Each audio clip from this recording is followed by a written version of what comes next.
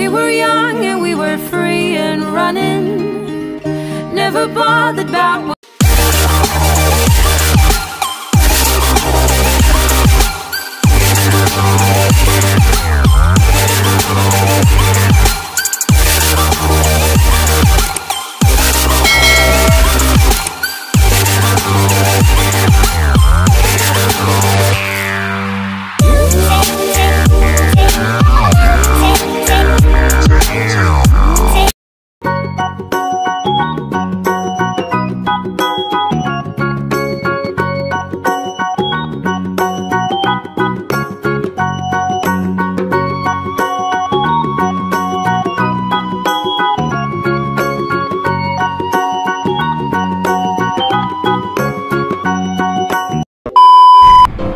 Balik lagi bersama dengan saya, welcome back kawan-kawan.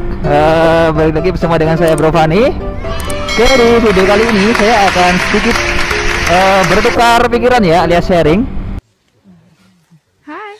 Tentang gimana sih rasanya ataupun suka dukanya menggunakan CBR 150R selama 1 tahun ya, yang saya pakai ini. Jadi menurut versi saya sendiri. Jadi kalau misalkan nanti ada ketidakcocokan, nanti teman-teman bisa komen aja di kolom komentar ya. Ini saya sekalian lagi nyoba nyoret tipis-tipis ya, mumpung cuacanya belum hujan ya. Karena biasanya jam segini itu jam-jamnya hujan. Ini coba kita nyoret tipis-tipis dulu. Oke Pak, silakan lewat Pak. Ya. Terima kasih. Sama-sama. Aduh, ya. Cuacanya mendung ya. Seperti lagu aja, mendung tanpa udan ya, asik. Lagunya siapa ya, mendung tanpa udan itu? Ada yang tahu ya, kawan-kawan? Kalau tahu langsung aja bisa komen. Alhamdulillah ini saya pakai CBR 150R ini sudah nyampe di 1 tahun pemakaian. Gimana rasanya ya? Oke, untuk menurut saya pribadi ya, ini rasanya oke, lumayan oke, cukup oke lah ya. Jadi untuk kenyamanan ini enak sekali, oke banget lah pokoknya. Untuk masalah bahan bakar ini di CBR 150R ini juga terbilang sangat irit ya, sangat irit sekali. Kita coba isi BBM dulu, mumpung ini kita juga melewati pom bensin. Kita mau isi bensin dulu, semoga aja sepi ya.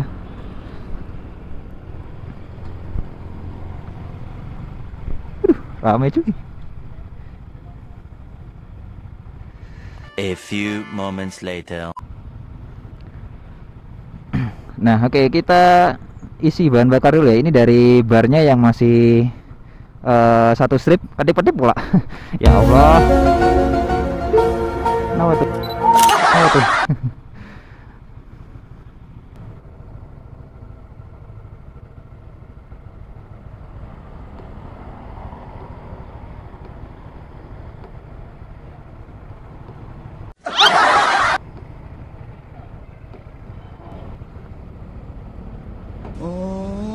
Andai aja bisa diisi solar. Itu gak isi solar.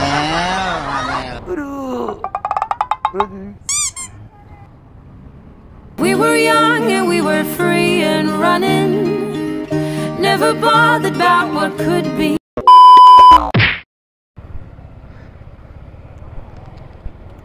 Kalau motornya Honda itu ngisi bensin cukup 10.000 Pak.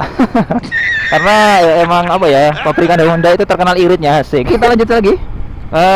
Suka dukanya memakai CBR 150R selama 1 tahun. Tadi saya sudah sebutkan ya mengenai posisi riding position ya. Untuk riding position di CBR 150R ini cukup nyaman sekali. Jadi enak banget, nggak gampang pegel. Jadi bagi teman-teman mungkin yang cari kendaraan ya, mungkin ini bisa juga jadi referensi kalian semua. Nah, jadi di CBR 150R ini untuk riding position cukup nyaman karena emang apa nggak terlalu pegel ya. Jadi untuk dibuat bermotor ataupun motoran dengan jarak tempuh yang cukup jauh itu pegelnya itu nggak begitu terasa. Karena kemarin juga udah saya rasain ya, itu saya riding ke Surabaya pakai CBR ini, ya pegelnya nggak seberapa lah ya, pegel sih cuman nggak seberapa banget gitu loh. Di CBR 150R ini juga dia cukup irit ya di bagian bahan bakar. tadi juga sempat saya singgung ya mengenai bahan bakar. Untuk bahan bakarnya di CBR 150R ini juga lumayan irit. Terbukti emang kemarin itu pas waktu saya ke Tawangmangu ya, pada saat kemarin itu saya sempat diajak teman saya ke Tawangmangu. Jadi itu start dari Nganjuk sini ke Karanganyar sana itu cuma saya habis 50.000. 50.000 itu pun bisa PP kan. Jadi nggak cuma berangkat aja, pulang aja pun juga masih nyampe gitu loh. Jadi emang CBR 150R ini emang terbukti kalau masalah bahan bakar emang irit ya. Kemudian selain itu juga yang saya suka itu kalau dibuat apa ya istilahnya. Nah ini nih, kita kan sebagai warga plus 62 ya, alias warga Indonesia sih. Di negara kita ini kan penuh dengan aktivitas masyarakat yang begitu padat ya. Jadi aktivitasnya itu padat sekali. Nah jadi mungkin kalau misalkan teman-teman cari kendaraan yang support untuk segala medan alias untuk macet-macetan dan segala macam ya, CBR ini juga saya rasa rekomendasi sekali karena emang dia itu kalau dipakai buat jalanan yang begitu padat dia nggak begitu pegel kan kawan. Kalau biasanya kan motor-motor sing model sport firing kayak gini kayak di kompetitornya seperti GSE dari 15 itu kan dia ada teman-teman yang pakai pabrikan itu dia cenderung ngeluh di bagian situ ya, karenanya pegel banget kalau dibuat jalan-jalan kayak gitu. Sedangkan di CBR ini nggak begitu pegel sih. Jadi emang sangat rekomendasi bagi kawan-kawan yang mungkin cari kendaraan yang bisa digunakan untuk medan-medan seperti itu. Dan kemudian untuk bagian performa ya, ini juga cukup prima sih kalau menurut saya pribadi. Karena emang sejatinya kalau misalkan kendaraan kayak gini itu kita rutin perawatannya ya, insya Allah kedepannya juga insya Allah enak juga gitu untuk mesinnya ya.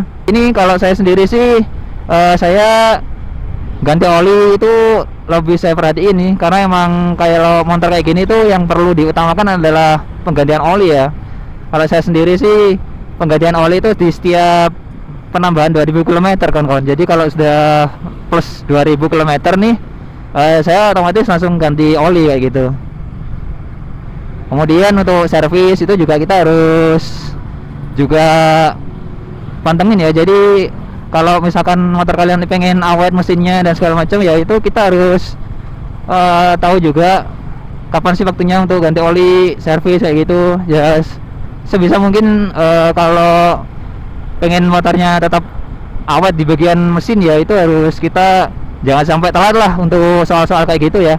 Karena istilahnya itu kayak ibarat kata kayak gini nih, kita mau jalan tapi medianya rusak kan nggak enak tuh. Nah jadi kita kalau mau jalan dengan enak nyaman ya, kita harus benerin dulu tuh medianya ya. Medianya harus kita rawat gitu-gitu ya. Mungkin itu sih kalau menurut saya pribadi ya mengenai kenyamanan ataupun plusnya di CBR 150R. Kemudian untuk kalau dukanya ya, dukanya kalau menurut saya pribadi sih di bagian rantai sama tensioner sih kemarin ya. Jadi emang di CBR 150R ini tidak menutup kemungkinan ya, apa itu di bagian bawah ya, di bagian bawah mesin ini emang kita sering jumpai itu. Bagi teman-teman juga di luar sana yang user CBR 150R juga sama sih, dia juga ngeluh di bagian bawahnya situ dia sering bunyi klotok-klotok kan kawan. Jadi bunyinya itu sering klotok-klotok kayak gitu. Nggak tahu lah itu bunyi apaan ya, yang jelas itu bunyi klotok-klotok. Kemudian setelah itu juga di bagian rantai sih yang agak minus juga di bagi CBR 150R ini. Karena kalau menurut saya pribadi selama saya pakai CBR ini ya, saya paling sering banget itu benerin rantai kan. Jadi rantai itu ya biasanya itu 1 bulan itu benerin bisa sampai berapa ya, 3-4 kali kan. Jadi waduh gila, ini 1 bulan aja rantai benerinnya terus menerus gitu loh. Ya emang itu sih kalau menurut saya dukanya di CBR 150R ya. Kemudian selain itu juga di CBR 150R ini kalau untuk minusnya nggak ada sih kalau menurut saya ya, mungkin cuma 2 itu sih. Mungkin bagi teman-teman user CBR juga di luar sana bisa share juga di kolom komentar ya, kira-kira pengalamannya selama setahun itu gimana. Kalau menurut saya pribadi ya ini sih. Oke, terima kasih sudah nonton ya bagi kawan-kawan semuanya. Jangan lupa klik tombol subscribe jika like-nya. Sampai jumpa di video saya selanjutnya. Bye bye guys.